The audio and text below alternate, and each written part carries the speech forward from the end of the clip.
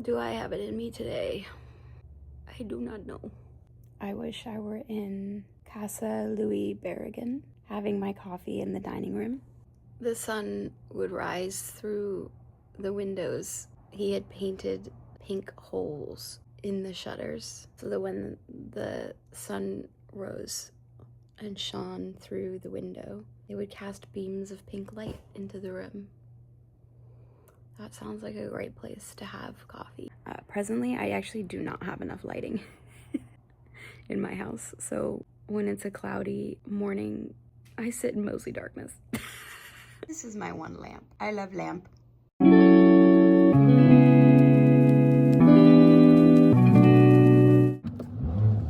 I did it. I'm on the way to the gym.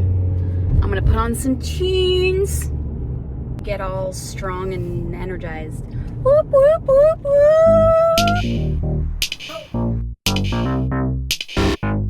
Alistair, let me give you one obvious example. When the Democrats, when Biden was in office, there's a thing called a filibuster.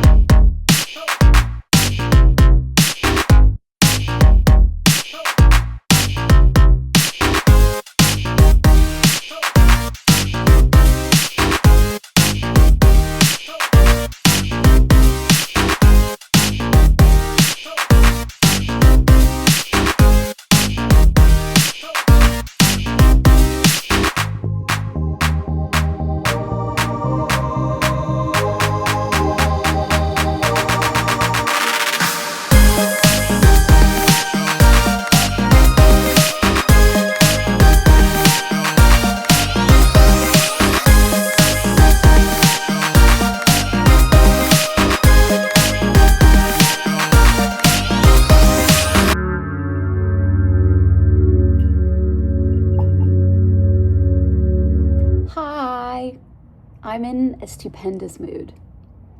It's lunchtime. I'm kind of gonna quit work early to watch the Argentina-England game. But before I do, I'm gonna work a little bit on my writing. Wait, hang on. Did you win? P2. P2! The hard fought P2. That felt good. I like hearing you excited in your room as opposed to yelling at the walls. That's nice. Yeah, I qualified on pole, but got passed, and then stayed close to the guy, but couldn't pass him again. But he was very quick, so I'm okay with it. I mean, yeah, pole position. No, is that what that means if it's in any of the three, right? No, pole position means I qualified first. Oh. So I qualified P1.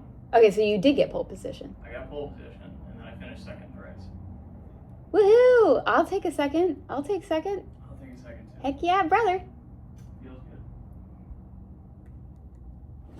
If you want, there's coffee, iced coffee in the fridge. I got it yesterday. Nice job. Like caffeinated iced coffee. Love you, bye. Are you making a video? I am, yeah. Can you give me like 45 seconds? So yeah, I'm working on, or finishing up, a Substack article that I wrote about my experience at Casa Louis Barragan when I went to Mexico City. I'm so thrilled. I mentioned in my Mexico City vlog that this trip, this specific tour of this specific house was like eye-opening and inspiring and emotional. I cried on it, like in front of other people, but just quietly, silently, and a little bit embarrassed to be registering emotion. Although our tour guide Geraldo seemed like he got it. He noticed. First of all, he was the loveliest man ever, and I don't know. I got the sense that maybe part of the reason that he was a tour guide of this property is because he had a similarly emotional experience to it that I was having. And so I'm writing this Substack about my experience, and I'm so grateful that 2 weeks on, I still feel elated by the experience. And when I feel really down on where I'm at and the fact that I don't really know where I'm going, this experience is like providing an antidote. It's like therapeutic. I think I'm going to describe it better in my Substack, I hope, because I've spent a while like working on this piece. But generally the gist is Louis Barragan moves from Guadalajara, Mexico, where he was living or he was raised with a very conservative Catholic family. He moves to Mexico City and he gives up architecture. He's sick of, building these whitewashed homes for these wealthy clientele. He's sick of his conservative environment, and he's over it. He decides he's going to give up architecture. He's going to move to Mexico City, and he's just going to design a garden. He buys a garden in Mexico City, like in the middle of the city. He buys this land that was previously a volcanic mine, and he sets out to build a garden of his dreams. He has no specifications, he has no clients, he has no expectations beyond his own imagination and this project that he has assigned himself. And I think that in and of itself is a beautiful story and really exemplifies where I'm at right now with my life's work, in that what he's doing is brave, and a lot of people would call it insane. Like giving up a career in architecture, a lucrative, stable career that he was clearly very good at, to take time away and create just for himself, not for money, not for prestige, not for expectations, just to explore. Other people would probably judge that, and he probably had moments of doubt, and he did it anyway. Yeah, there's so much self-respect and bravery in that decision alone. But then the story just gets better. So he's building this garden, and he decides that he's going to build a small home in the garden so that he can continue to work and live in the same place. And he's building it very minimally, just for himself, with a bedroom and a kitchen. And slowly over time, he starts building the home, the shelter that he's living in on the property where this garden is, larger and larger. And in this home, he is experimenting, again, without a client, without an agenda, without, any kind of expectations, just for his own whim. He's experimenting with different colors and designs and windows and shapes and like all of this stuff. It was like being inside of a painting when I was in there. He's experimenting with how to build his creativity in this three-dimensional space. And by the time he's done building this home, which gradually gets bigger in time, he's fallen back in love with architecture again, and he decides that he's going to become an architect. And he's kind of formed his own style. There is specifically a color pink that he experiments with in the house, and you can kind of see in the house as you move through it chronologically, you can see the pink evolving until he finds like the classic Louis Barragan pink, which is a color that he will go on to use in his architecture and his design throughout the rest of his career. And it's like being held in someone's creative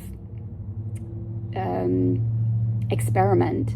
And I felt like for a moment I was captured in this man's mind and watching him explore himself.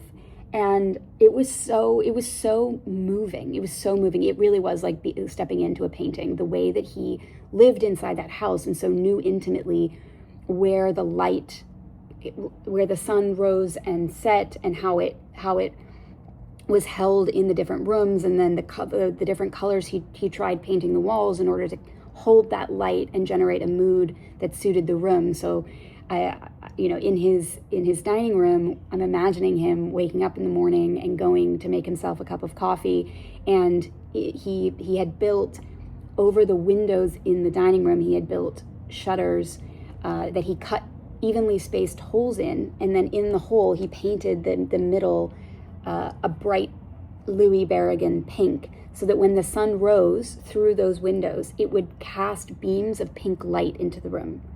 Imagine you wake up, you're going to make yourself a cup of coffee, and you walk into a room that has cascades of pink light energizing you to start your day. I mean, it's just so freaking cool. It was like being frozen in time inside Louis Barragan's mind. And I think the cool thing about it is that Geraldo, our awesome tour guide, was explaining that there were things about the house that he liked and things about the house that he didn't like, but all of them are in there as homage to his journey, his mistakes and his triumphs.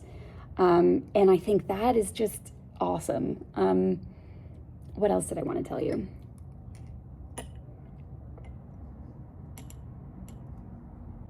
So another really interesting thing that made it particularly resonant for me is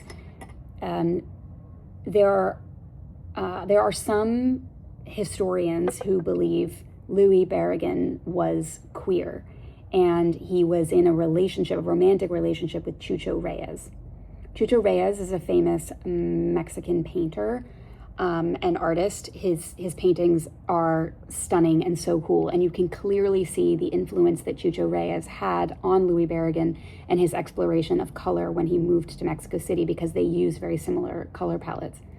And even in his speech, in Louis Barragan's speech, when he accepted some super prestigious architect award later on in his life, he thanked Chucho Reyes for teaching him about color.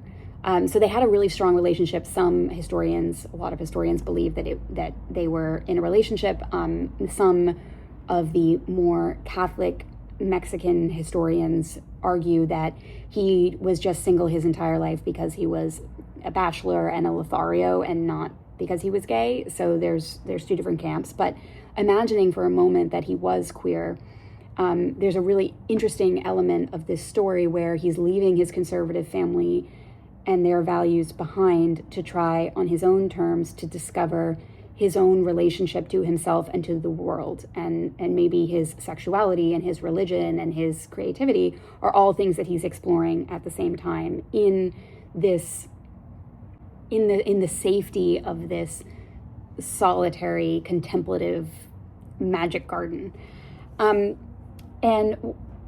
So I have since, obviously because I'm obsessed, I have since done more research onto both Louis Barragan and Chucho Reyes. And it turns out that Chucho Reyes was also born in Guadalajara, and in the conservative Catholic community that Louis was also brought up in. Only Chucho had an incredibly traumatic experience where during some sort of raid, he was arrested and publicly beaten and forced to wear a sign that said "corrupter of youths" because of, quote, like unusual sexual behaviors, which was like a euphemism for gay. He fled Guadalajara to Mexico City because of that experience. That story really sort of solidifies for me this idea that I had started meditating on, but I hadn't really been yet convinced of, that I think self-exploration is really hard, if not impossible to do, under conditions of shame. I think had Chucho Reyes certainly not left, we wouldn't have experienced the evolution of his art the way that we did. But also Louis Barragan, who wasn't maybe forced to reckon as publicly or shamed as publicly as Chucho Reyes was, I still think his decision to leave his conservative environment in Guadalajara and move to Mexico City, and also to live alone in this garden and foster his own solitariness was a deliberate project to really get to know himself outside of the realm of not just financial expectations or having clients, but also your community's expectations, your family's expectations, any kind of inherited shame or pressure that came from outside of you. That needs to kind of be put to the side. It needs to be cast away in order for you to truly get to know yourself. And I just can't help thinking about that. And I don't know, I mean, right now, this exploration for me is writing and making these videos and filming vlogs that are capturing little moments of beauty throughout the day. But I don't know as clearly kind of where this might go for me. But that being said, neither did Louis Berrigan. I mean, he thought that he was just going to be a garden designer, and he didn't even at the time have expectations beyond the garden he was making for himself. So I really feel a kinship to Louis at the beginning of this journey, and I'm reminding myself, you know, it's a great story for Louis because he turns out to be this like absolutely renowned, ingenious architect. But even if that weren't the story, what he was doing is so valuable, I think. I think what he was doing is everything, is what life is about, is exploring yourself and exploring the world on your own terms. I'm thinking, I don't know, like I know that I like to write. I know that I like to capture moments of the everyday moments of life that are beautiful to me. I love to analyze art and movies, and I have an idea of what my interests are, but I haven't yet focused on the letting go of the expectations, on the abandoning the inherited shame. And I think that's an important next step in the process. It's so tempting to create steps and to-do lists that are action-oriented, like write 4 Substacks a week, and that's gonna lead you where you wanna go. But sometimes it's a lot more emotional than that, and it's a lot more meditative than that. And there's no quote-unquote results to your meditation and your self-discovery. The whole process is that it's a journey, and to have expectations is going to impede the journey. But I wonder if instead of, you know, for the next couple of weeks, instead of having like a reach out to this many companies and write this many Substacks, I focus more on the inner critics and how to rid myself of them. Okay, so yeah, that's my saga. Please, I mean, yeah, I feel sort of weird saying this, but I am going to publish this Substack this week, and I think it's going to be kind of the most personal one that I've ever written. I really had such an experience at this home, and so many epiphanies at the hands of this architect, that I'm grateful to pay homage to it through this short little article. Now I'm gonna keep working on it and then watch the Argentina-England game and then go from there. Thank you for listening.